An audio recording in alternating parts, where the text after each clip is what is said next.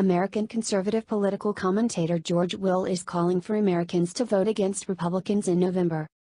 In a scathing rebuke of both President Donald Trump and the current GOP party published by The Washington Post on Friday, the former Fox News contributor said the carnage of Republican misrule in Washington and the family-shredding policy on the nation's southern border has provided the evidence needed for moderate Republicans and independents to vote against the GOP based on one principle. That principle, according to Will, is this: the congressional Republican caucuses must be substantially reduced. So substantially that their remnants, reduced to minorities, will be stripped of the Constitution's Article I powers that they have been too invertebrate to use against the current wielder of Article II powers. He then called out Representative Paul Ryan, as well as many other Republicans, for being one of the president's poodles before dishing out a harsh indictment of the Republicans' lack of response to the family separation policy.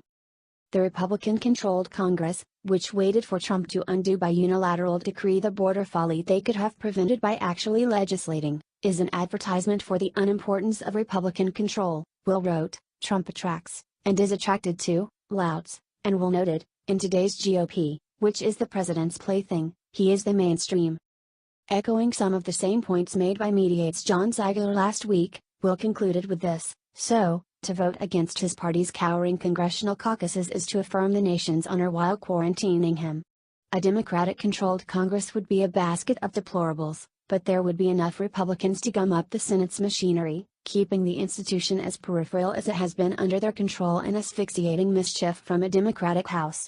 And to those who say, but the judges, the answer is, Article III institutions are not more important than those of Articles I and II combined. Back in 2016, Will left the GOP and cited Trump as one big reason why. He recently penned a column tearing into Vice President Mike Pence,